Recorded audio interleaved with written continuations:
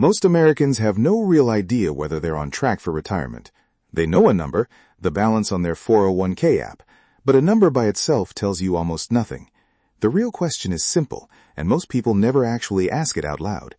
How does that number compare to people your own age? By the end of this, you'll know the average balance, the median balance, where you likely stand, the biggest mistakes at every stage of a career, and what actually moves the needle from here. Let's start with a distinction most financial headlines get wrong on purpose because the wrong version sells better. Average and median sound like the same thing. They're not. Average adds up every account and divides by the number of people. Median finds the person exactly in the middle of the pack and reports their balance. Here's why that gap matters. Picture 10 coworkers at a small company. 9 of them have saved modestly. 1 of them is a longtime executive with a 7-figure account. Average that group together, and the number looks impressive. Look at the person standing in the middle, and the picture changes completely. According to Vanguard's 2026 retirement report, the average 401k balance across all participants is $167,970. The median is $44,115. That's not a small gap. It's nearly 4 times the difference, and it exists because a small number of large, long-held accounts pull the average far above where most people actually stand. So when you compare yourself to a headline number, ask which one it is. If it's the average, you're being measured against the top quarter of savers. If it's the median, you're being measured against a typical person. Age isn't even the strongest predictor of that gap. Income is. Workers earning under $30,000 a year hold a median balance under $7,000. Workers earning over $150,000 hold a median above $230,000. That's not a story about discipline alone. It's a story about how much room someone has to save in the first place, which is worth remembering before judging any single number too harshly.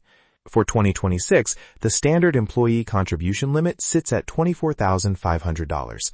Workers 50 and older can add a catch-up contribution on top of that, bringing their limit to roughly $32,500.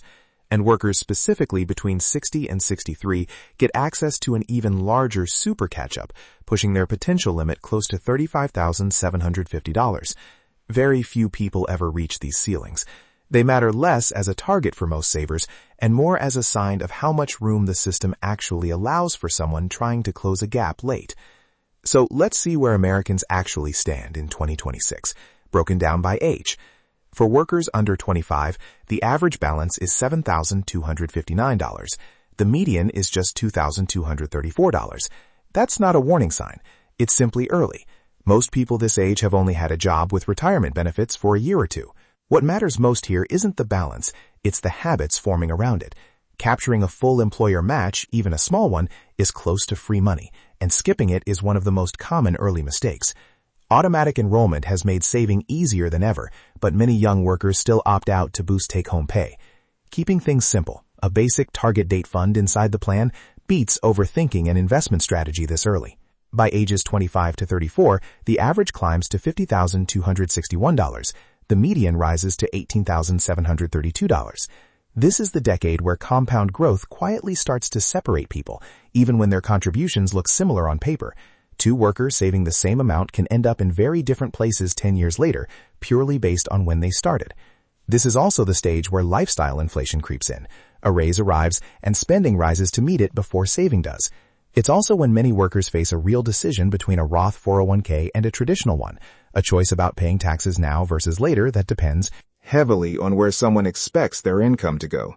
And is the decade with the most job hopping, which means old 401k accounts get left behind, forgotten, sometimes for years, instead of rolled into a new plan where they keep growing with intention.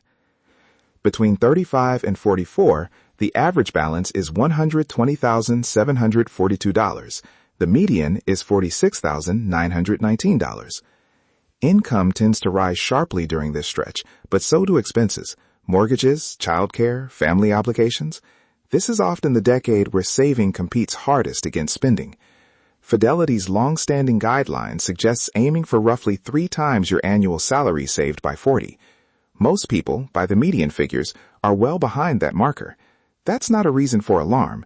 It's a reason to treat the guideline as a compass, not a deadline. 3 things matter most here. Raising the contribution percentage even slightly, especially after each raise. avoiding 401k loans, which quietly interrupt compounding at the exact moment it starts to matter most, and staying invested through market swings instead of pulling back, which is the single most common way people damage their own long-term returns. Ages 45 to 54 show an average of $214,991, with a median of $78,730. These are typically peak earning years, and they come with a new tool, catch-up contributions.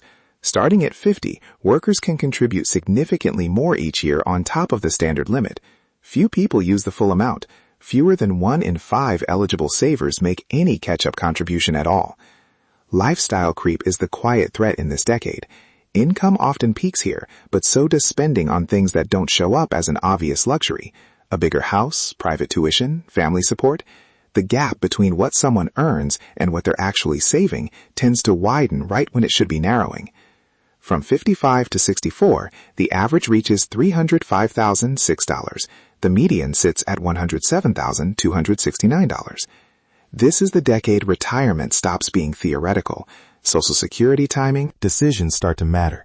So does something called the 4% rule, a rough guide suggesting a retiree can withdraw about 4% of their portfolio annually with a reasonable chance the money lasts. Applied to the median balance here, that's roughly $4,000 a year in portfolio income. Whether that's enough depends entirely on what someone plans to spend and what other income sources, including Social Security, are filling the gap. This is also when a super catch-up contribution becomes available for workers ages 60 to 63, allowing an even larger annual contribution than the standard catch-up. Very few people max it out. It's one of the most underused tools in the entire system. Portfolio risk also deserves a second look here. Money needed within the next 5 to 10 years generally shouldn't carry the same risk it did at 30. By 65 and older, the average balance is $330,000.86. The median is $103,002. Notice something important. The average keeps climbing past 65, but the median actually falls slightly compared to the prior decade.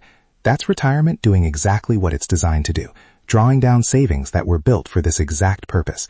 This is the phase where required minimum distributions eventually apply, where tax planning around withdrawals matters as much as the investing did, and where staying at least partially invested still matters, because retirement can easily last 20 or 30 years.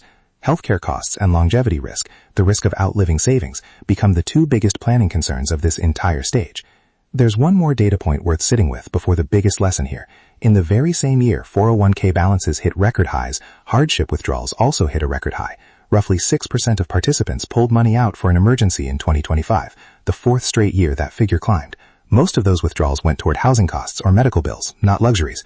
Growth at the top of the distribution and record financial strain lower down were happening at the exact same time, inside the exact same system. That's worth remembering before assuming the averages tell the whole story of how people are actually doing. Now, here's the finding that matters more than any single number in this video. Most people compare themselves to the average balance for their age and walk away feeling behind, but the average was never the right benchmark. The median tells a truer story, and even the median is just a snapshot, not a verdict. What actually determines long-term outcomes isn't a starting salary or a lucky market year. It's savings rate, time invested, consistency through downturns, and automation, removing the decision entirely by having contributions happen before that money is ever seen. Discipline beats income, almost every time. A modest earner who saves consistently for 30 years routinely outpaces a high earner who starts late or stops during hard years. The number of 401k accounts worth $1 million or more has roughly doubled in just a few years, and almost none of those accounts got there through a single brilliant decision. They got there through decades of unremarkable automatic contributions that were never interrupted, through good years and bad ones alike. If today's numbers surprised you, use them as a benchmark, not a verdict. Retirement isn't won in one exceptional year. It's won through thousands of small, unremarkable decisions repeated for decades. The best time to improve your plan is always before retirement arrives, never after. If you enjoy practical retirement and investing breakdowns backed by real data,